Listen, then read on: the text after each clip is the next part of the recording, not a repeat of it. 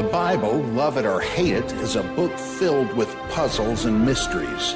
It will be our task to unravel as many of them as possible. We want to understand the Bible as a human book, not a book inspired by a god. I'm Robert M. Price, and this is The Human Bible. I am your host, Robert M. Price, and this is The Human Bible.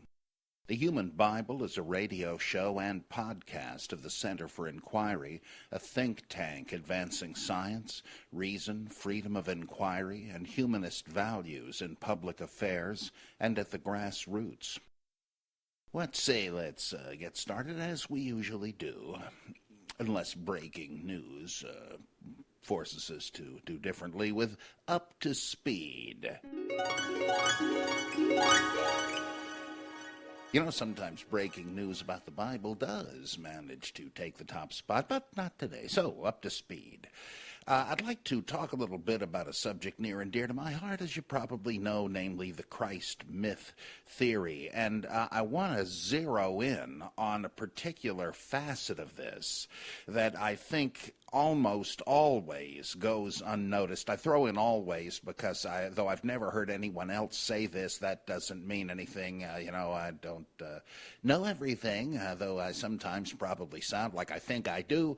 But if anybody else has pointed this out, and I hope they have, I've never heard of it. But first, I just got to toss in something on the subject from one of my listeners, Stuart E. Dreyer, who is a PhD, and he is the John and Rebecca Moores Professor of Physiology, University of Houston. Actually, this comment doesn't really have anything to do with physiology, but, I'd like to point out that we got a classy group of listeners.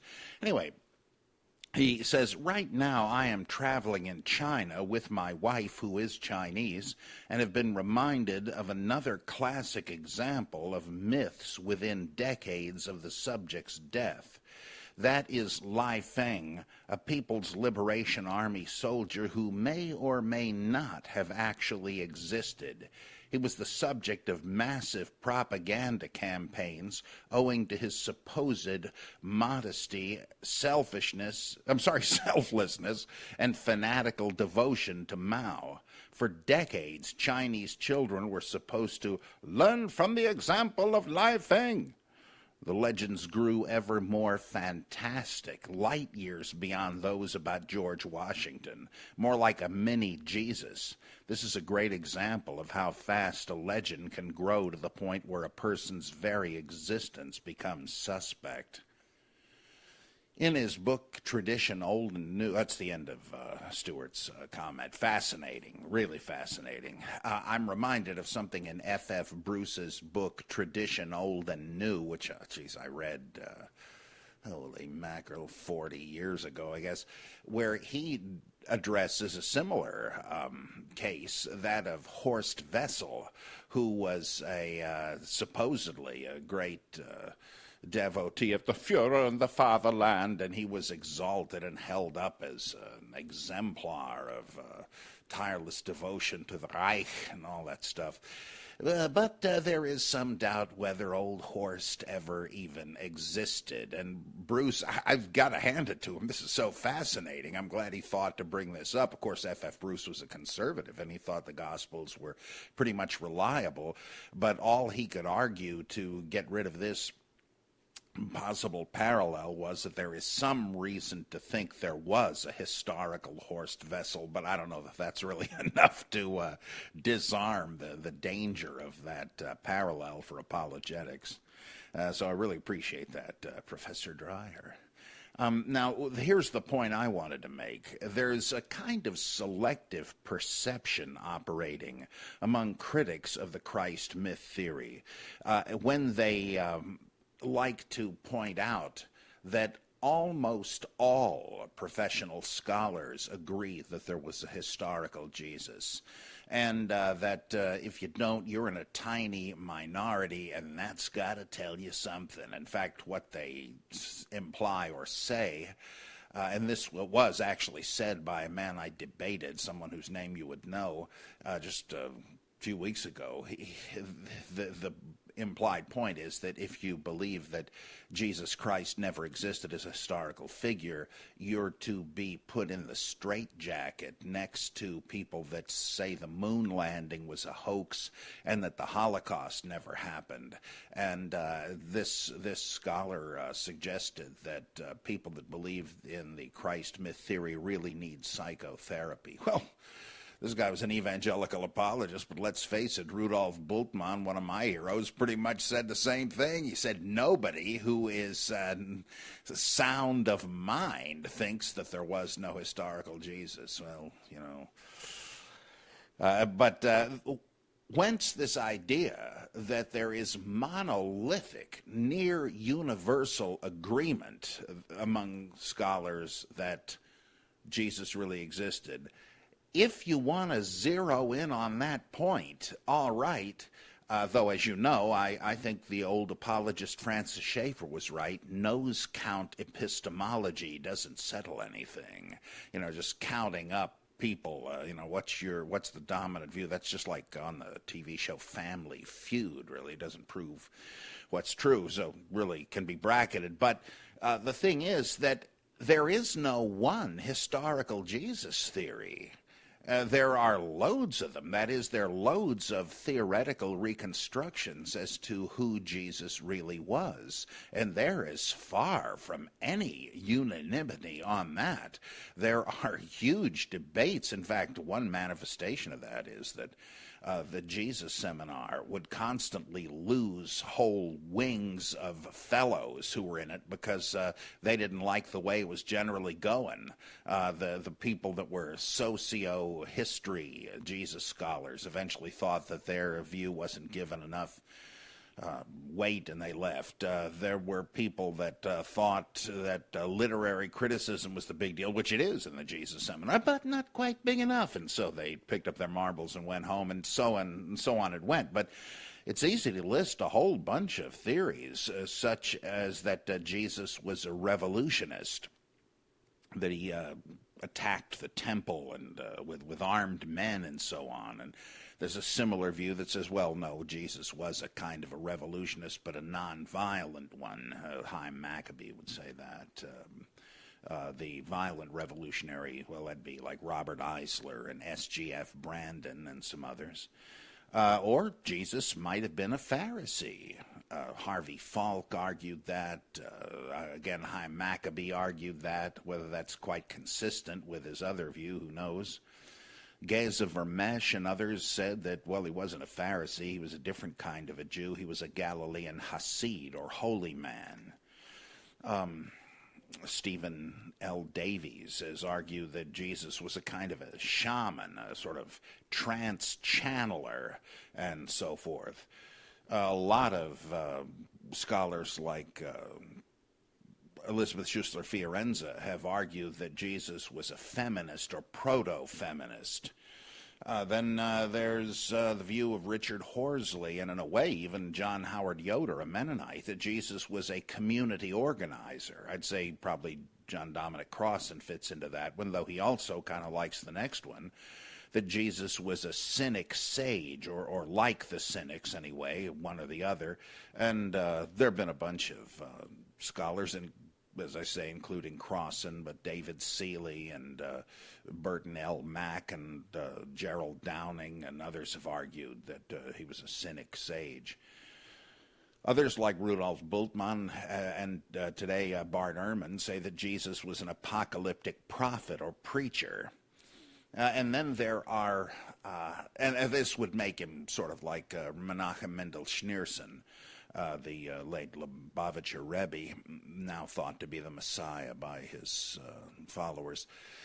And there are others who argue for a kind of implicit Orthodox Christology, that Jesus did believe pretty much what the Nicene Creed said about him, but he didn't say it all as explicitly as some see in the Gospels. And there are other views of Jesus the vegetarian, etc., etc. And I'm leaving out crazy-seeming views. I mean, views that I even think are a little odd. You might be on the lookout for a book of mine that is soon to appear from American Atheist Press called The Historical Bejesus. What a long, strange quest it's been, where I go into a lot of this stuff. But my point is, all of these theories are quite respectable, and not only respected, but rightly respected. They all, every one of them, make a lot of sense out of various key material in the Gospels. They're not obvious axe grinding or anything. Some of them I kind of suspect are axe grinding, but nonetheless, they're well argued, and they do make sense of the data. I always point out that this constitutes a kind of an embarrassment of riches, and the whole idea that Jesus is depicted in so many fashions indicates that we don't have records of a single individual, but that's really beside the point I'm trying to make here. Is there a single historical Jesus consensus over against mythicism? I wouldn't say so, because once you compare and contrast all these fascinating theories, the idea that, oh, well, yeah, there was a historical Jesus is almost a trivial matter. There is so little agreement on what this historical Jesus was. I think it would be a lot more realistic if you just stuck the Christ myth theory onto this list and admitted that there are a load of different theories about Jesus, and not try to circumvent and short-circuit serious discussion of mythicism by saying, well, it's a minority view, only a bunch of nuts believe it. And how do we know they're nuts? Well, because there's so few of them. Oh, okay. So that's up to speed today, just to give a sense of the lay of the land on this question, because it's not exactly the way it's often sketched out. Well, a listener question.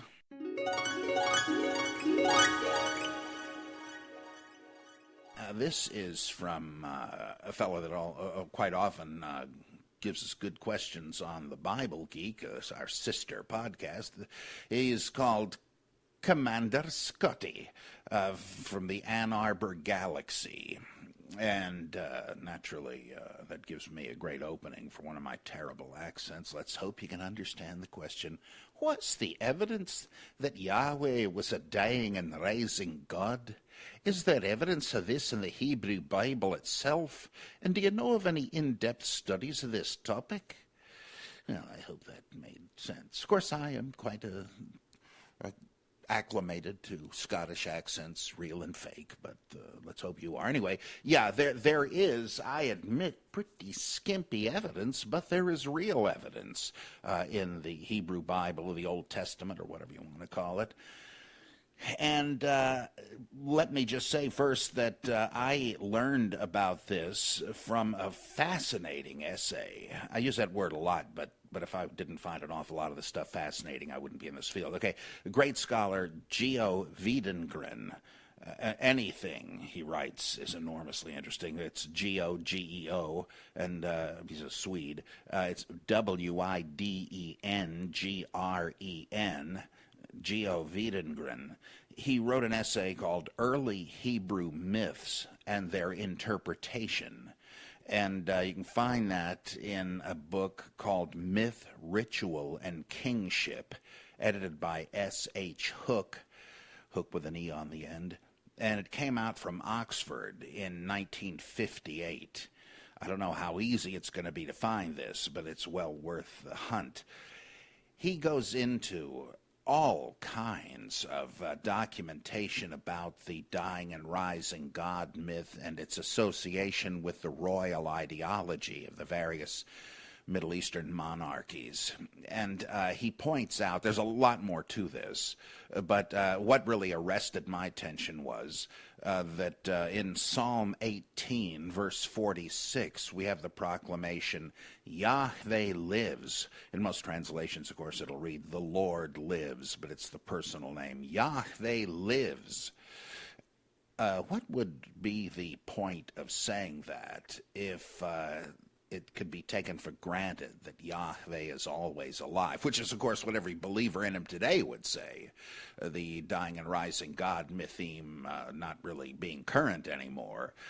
Well, Wiedengren says this sounds just like what we have in some of the Ugaritic texts that tell us about Canaanite religion, even earlier than the Old Testament. In the story of Baal, Elion Baal, Baal just means Lord, in which he proves his worth to be the king, or at least the vice regent of the gods, by going into battle against Mot, the death god. And, what happens is he is slain, but his consort Anat goes into the netherworld and brings him out, brings him back to life.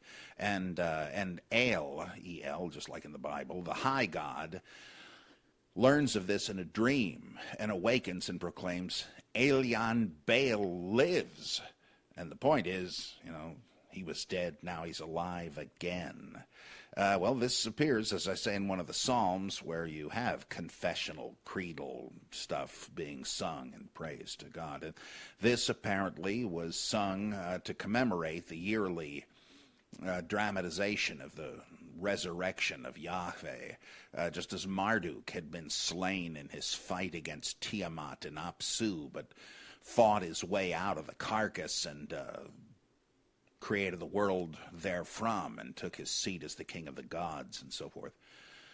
A related theme appears in other psalms, the idea of the sleep of Yahweh. In Psalm 78, for instance, verses 65 through 66, we read, Adonai, which is an equivalent term to Baal, it also means Lord. Adonai awakened like a sleeper, like a hero overcome with wine. He smote his adversaries backward, an everlasting shame he made them. Well, Wiedengren says this sure fits in with the motifs attached to the dying and rising God, that is, the sleep and the drunkenness motifs. They appear in connection with Tammuz, who died and rose from the dead. He's worshipped by the daughters of Jerusalem in the book of Ezekiel, and who ritually mourn him and so forth. Here's another one, and there's other references in the Psalms to Yahweh or Adonai awakening. Again, just like in the New Testament, where they speak of those who sleep as the dead, it's used the same way in connection with the dying and rising gods. It's no surprise that this stuff only survives really in the Psalms, because people were very reluctant, as they are today, to change the lyrics of venerable and beloved psalms that they would sing in the temple, etc. So lucky for us, these odd vestiges of very early Israelite religion survive here and there. Given the massive retooling Israelite religion underwent in the 7th century, at the hands of the Deuteronomic school, it's surprising any of this survived. But it seems to me that though there's not much of this, it pretty clearly points in a particular direction, as Wiedengren pointed out. So again, that's Geo Wiedengren, Early Hebrew Myths and Their Interpretation, in S.H. Hook, editor, Myth, Ritual, and Kingship. All right, I just find that fascinating. I'm mighty glad you asked about that, Commander Scotty. We never miss the chance to deal with apologetics, the defense of the faith, and that's why I like to do our Apologetics is Never Having to Say You're Sorry segment. Now this I'm getting from a book recommended to me by some people at a debate I did recently, and at an apologetics conference in West Virginia. And they suggested that I read a particular book that they kind of hoped would convert me back into the fold. Great people, by the way. I thoroughly enjoyed the event. Well, I read it, and I won't go into much of it, but it tried to tackle the issue of how can there be a righteous God if the world is in the mess that it's always been in. And to cut to the chase, the argument was the existence of adversity and human evil and so forth is not incompatible with the existence of a righteous and loving God, because he has a reason for it. He has created a finite world. I guess he does quote Leibniz, who said that given the possibilities, this is the best of all possible worlds. Leibniz, of course, is no fool. He didn't think that everything was just peachy keen and hunky-dory. He just meant that if you're creating a world, it's got to be, by definition, a finite one. It can't be everything to everybody. They're going to have to be things like lesser evils and so forth. And so to create a world, it's got to be a finite world. And if the human race is created in the image of God with the potential to be godly, then the world is going to be what one apologist called a veil of soul-making. There have to be various challenges and things to endure. It can't just be a free ride. What would be the point of that? That people can't be just mature overnight like Billy Batson saying the word Shazam and becoming the adult Captain Marvel. Of course, he didn't use that illustration, but I like it.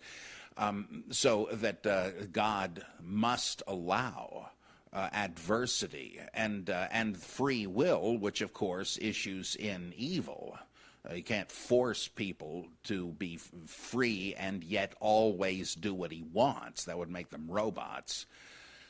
And so God limits his power. He doesn't simply control the whole thing. He's doing the whole shebang as a kind of an educative experiment. Well, this is a common piece of apologetics, namely the free will defense, and I guess I've outlined it adequately. If I need to do it better, I guess I'm just confused and can't. But there's a couple of big problems with this that I would suggest theists seriously consider. One is you're basically arguing for deism, right? The view popular in colonial America among rationalist religionists, namely that there is a God. He created the world. He gave us nature to learn from and gave us the spectacles of reason to study life and nature and our own nature. And he holds us responsible to be righteous and do the right thing. But we've got to learn from our mistakes. What kind of an experiment would it be if the experimenter would always hop into the middle of things and correct things? So no, you're not doing it right. Let me show you. No, you can't have education that way. You can't have an experiment that way. And so, again, there's good reason for God not making interventions in the world. There are problems with this, but there is some integrity to that argument. The problem is, this is not the God of Christianity or any other living religion that I know of, because everybody wants to believe that there is not only an almighty God and an all-righteous God, but a God who is in hands-on control of the world, or who will at least intervene, right? What is the point of petitionary prayer? And I could see the Meister Eckhart kind of prayer, where the only feasible prayer is "Thy will be done," and the goal of it is to align yourself with the ineluctable will of God, a kind of Stoic idea. Things are happening as they should. Why don't you get with the program? You'll find peace that way. If that, again, I could see that, but that is not what most people want. I've even heard people say, I bet you have too, that if God doesn't answer prayer, what good is he? Holy mackerel. Yeah, that's an extreme and selfish way of putting it, but if God can listen to a creature's petition and say, all right, I'll answer that, don't you have to say God is pulling the strings somewhere, some way? And of course, miracles, you can forget that, right? The deists were quite happy to do that. They weren't supernaturalists at all. But conservative Christians today who use this argument, the free will defense, it seems to me they are embracing deism. And again, you've got to ask them, is this really the God you want? Is this the God you think you're defending? I kind of doubt it. This is a God who is aloof. He's like the landowner in the parable in the Gospels who goes away for a period and calls in some of his steward slaves and gives them money and says, now I want you to invest this money so I can see a return when I come back. And they're on their own, and he comes back and then rewards a couple of them and punishes another because he hasn't done a good job. That's kind of the deist God, right? That's not the God of any kind of spirituality or prayer life, right? But there's another interesting issue that I'm sure this is old stuff to all you philosophy of religion fans, but I have never seen it mentioned, no doubt due to my own limited reading. But are you not sacrificing the omnipotence, the all-powerful quality of God with this? I mean, people that argue this way try to say that, well, God could do anything he wants, but for the sake of his experiment with mankind, he's limiting himself. Wait just a second. Let's go back to this notion that if God is infinite, and there can't be a second infinite, as Aquinas pointed out, where the heck would you put it, right? Infinite, that's just got to be one of them. Takes up all the ontological space, right? If God is going to create, a creation must be finite. That's the only other option. And if God is to exercise power, well, that would seem to be implied in the idea that he is omnipotent, right? He exercises power, and he is all-powerful, almighty. Yet, where is the arena, the theater of God's exercise of power? Where can he do anything?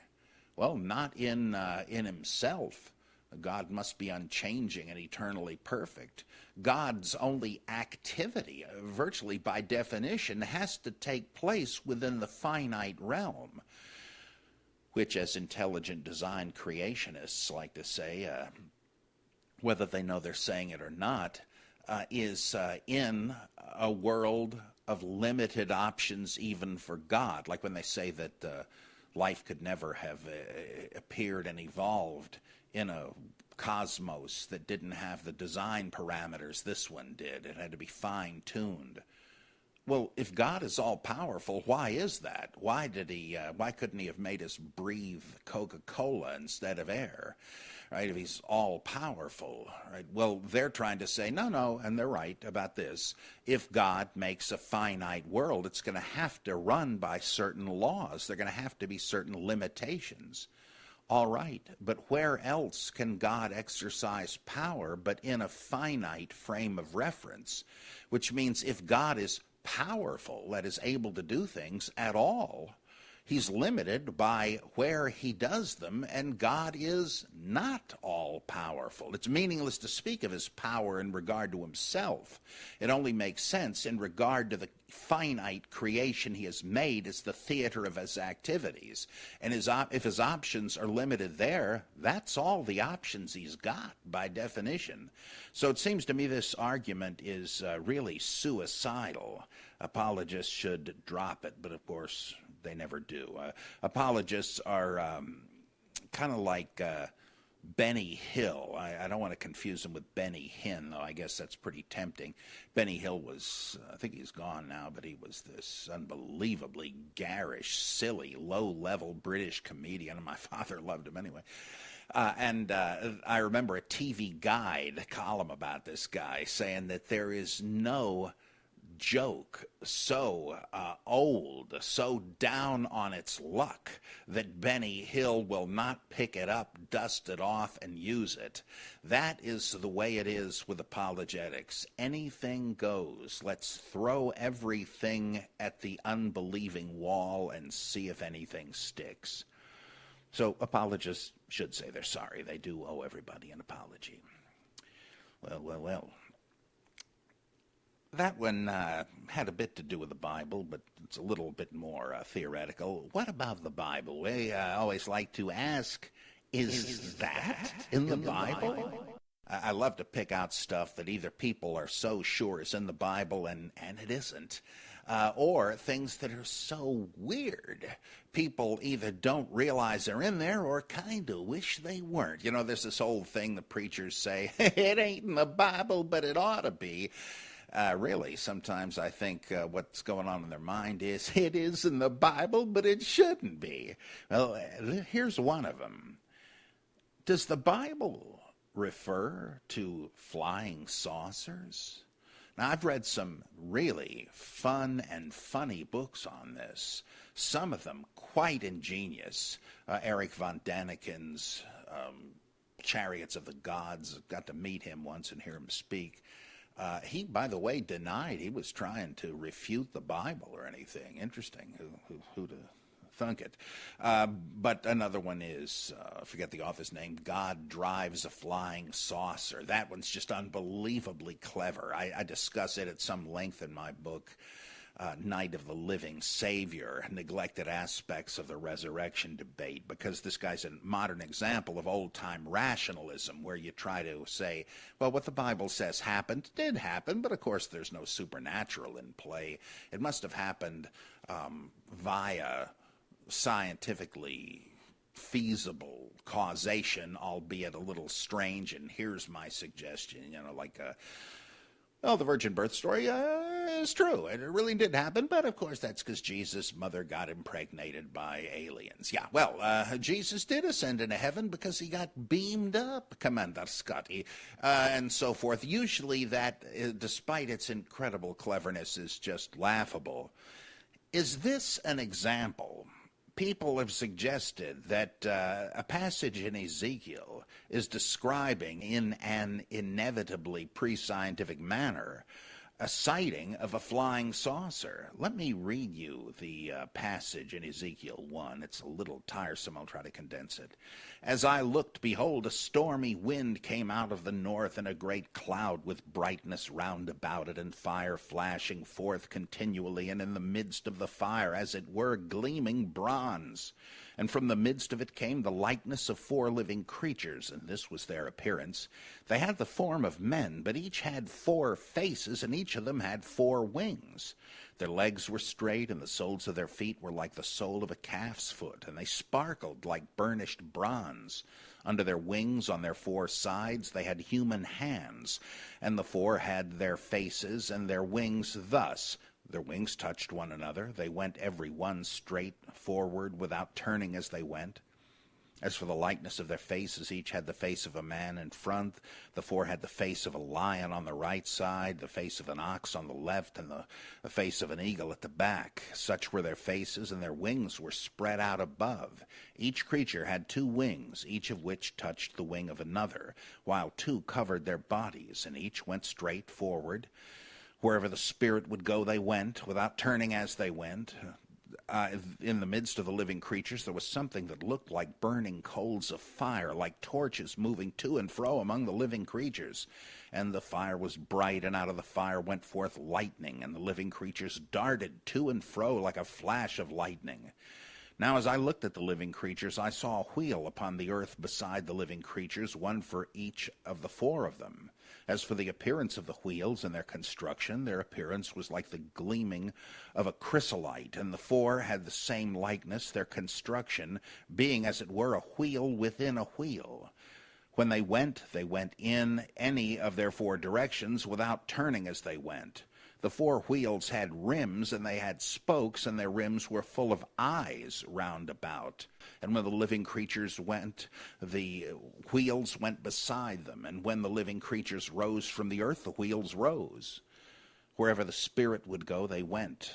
And the wheels rose along with them, for the spirit of the living creatures was in the wheels. Over the heads of the living creatures there was the likeness of a firmament, shining like crystals spread out above their heads. That's a dome.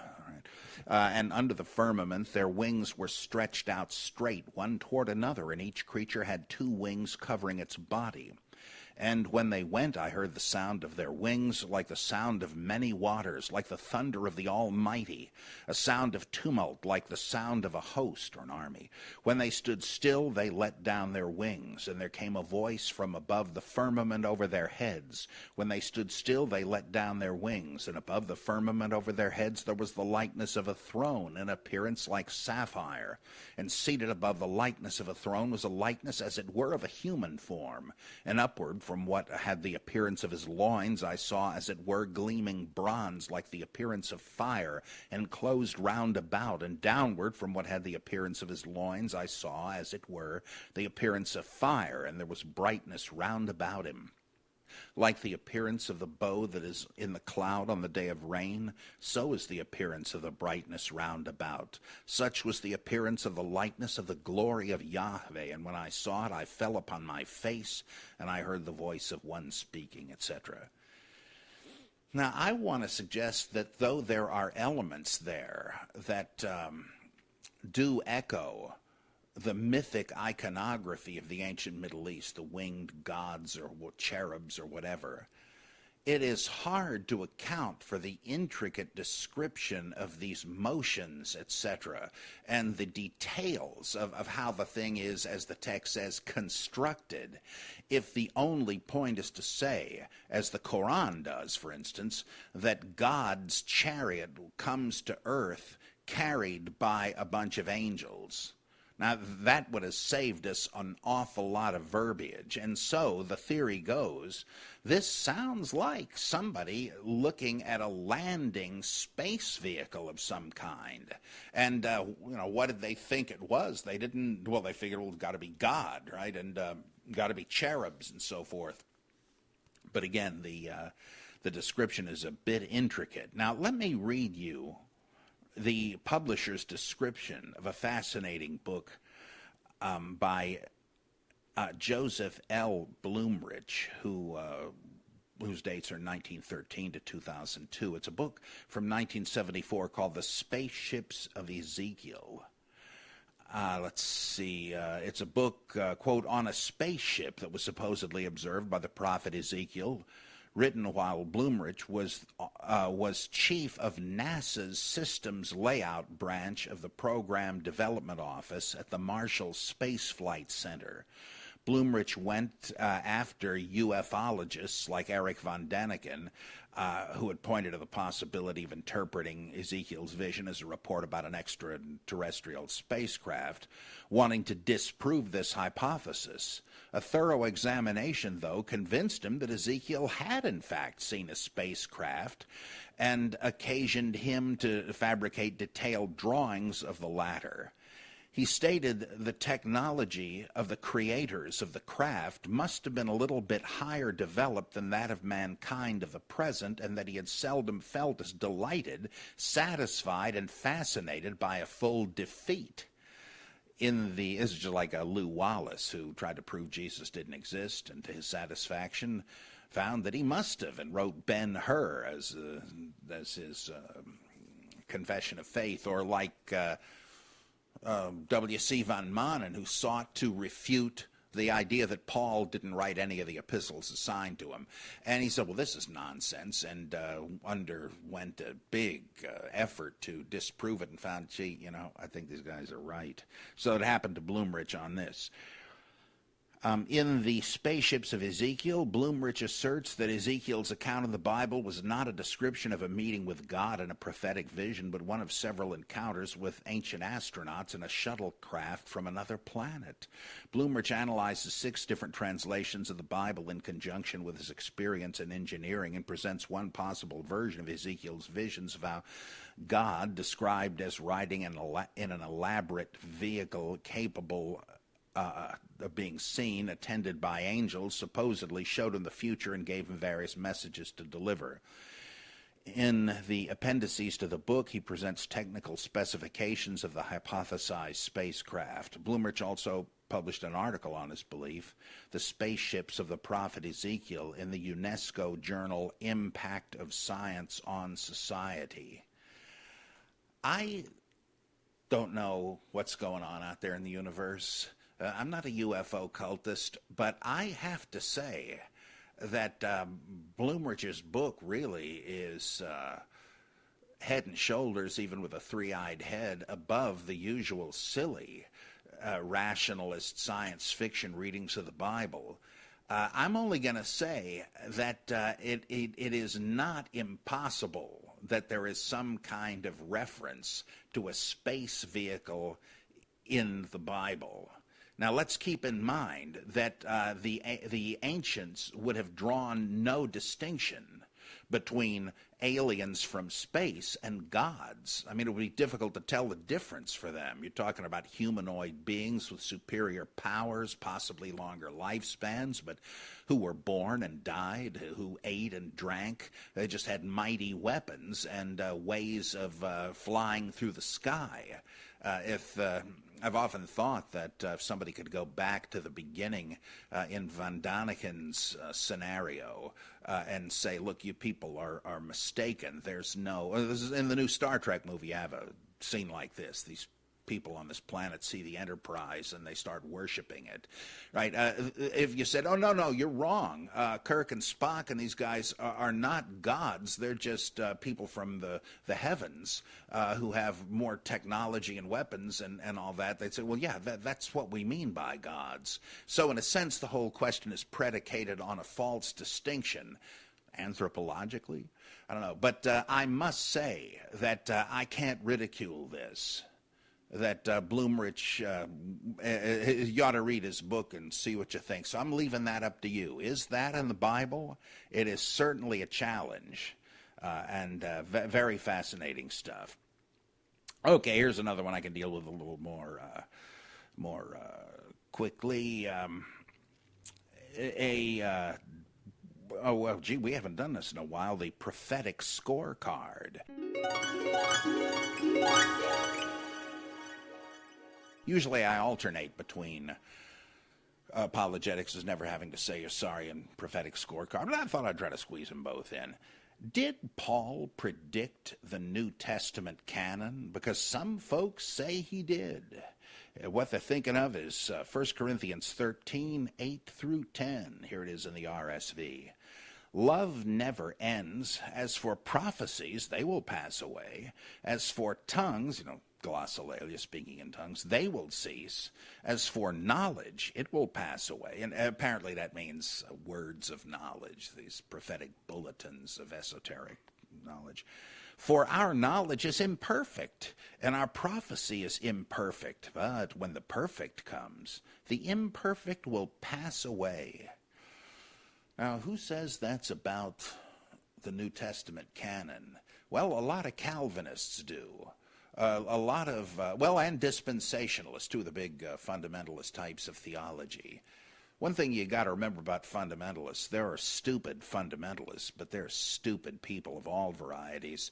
There's a lot of complex theology generated by these people, and it's well worth reading if you're interested in religion. Well, here are two very articulate, interesting theological positions, and they differ at many other points, but they converge on the issue of whether God still reveals anything to the human race. And both Calvinists and dispensationalists say, no, he stopped when the Bible was finished. Now, you can see the utility of that, right? I mean, you're willing to accept the Bible, perhaps, because it's a traditional authority that's well respected, and you feel like you can take it for granted. I mean, you and I may not, but that's the way people that believe it do believe it, right? It's been there all this time, and yeah, it's a deposit of truth. Whereas if some guy says, hey, I got a revelation for you, there's 4 persons in the Trinity, and I'm number 4, hey, yeah, right, pal. Right, if you took every supposed revelation seriously, you'd be in the loony bin as fast as the guys that cook them up, right? I know I've told you the story of a Pentecostal friend of mine who was so Pentecostal he wouldn't even go to the doctor if he was sick. He would let Dr. Jesus take care of him. But he told me he didn't believe in prophecy. And I said, wait a minute, how can you possibly not believe in prophecy? And he said, well, I've seen too many times people come into our Pentecostal church and say, God sent me to take over the church. Yeah, here's a bus ticket, pal. well, get out of here. Well, yeah, all right. You can see how people would say, nah, I believe revelation is possible, but God's wrapped it up in the Bible. How do you know that? Was that revealed to you? Well, you can see you would need a passage of the good old Bible to reinforce that belief, right? And so they take a look at this thing in 1 Corinthians 13 and say, well, what does Paul say? All these prophecies and words of knowledge, they're just fragmentary, and they'll become unimportant and obsolete once the perfect comes. Well, what's the perfect? Most folks think that, most scholars think he means the coming of Christ at the end, the parousia, which they thought would shortly ensue. After all, he says that's when we will know everything, just like we're completely known by God. Of course, it didn't happen, right? There's a lot of predictions like that. They didn't happen.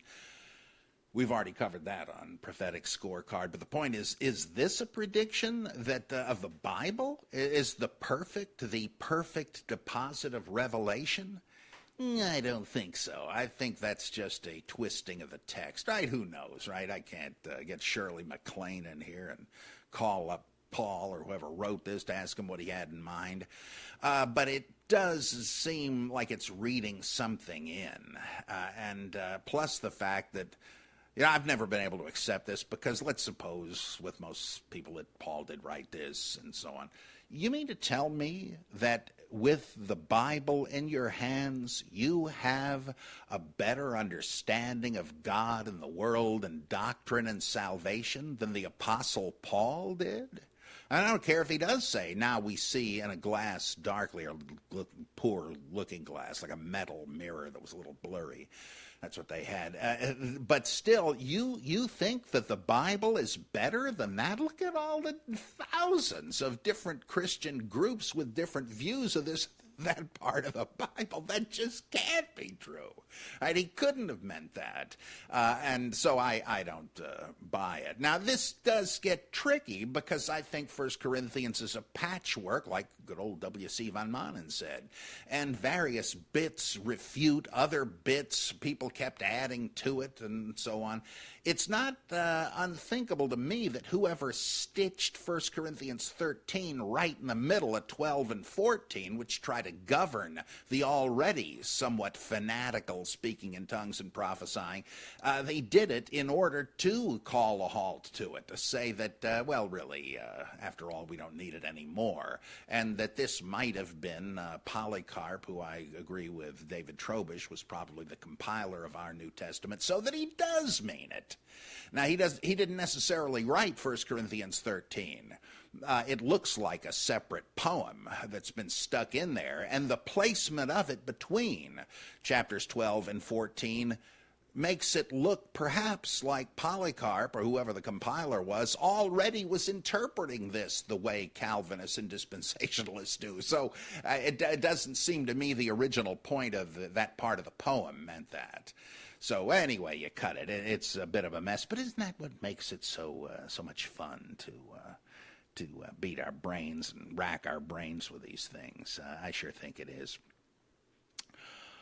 Have we covered all the goodies? I guess we have. So I hope to meet with you again soon, and on the airwaves or the computer waves or whatever kind of waves they are, on our next exciting episode of The Human Bible. Thanks for joining me on this episode of The Human Bible. To send us questions or comments on the show, which we really hope you do, you can email questions@thehumanbible.net or feedback@thehumanbible.net. We're also on Twitter @HumanBible, on Facebook @/TheHumanBible. And you can even leave a voicemail on our Human Bible hotline by calling 716-71-BIBLE. You can get all that information and more on our website, thehumanbible.net. Views expressed on the Human Bible aren't necessarily the views of the Center for Inquiry, nor its affiliated organizations. The Human Bible is produced by Adam Isaac in Amherst, New York, and features contributions from Debbie Goddard. I'm your host, Robert M. Price.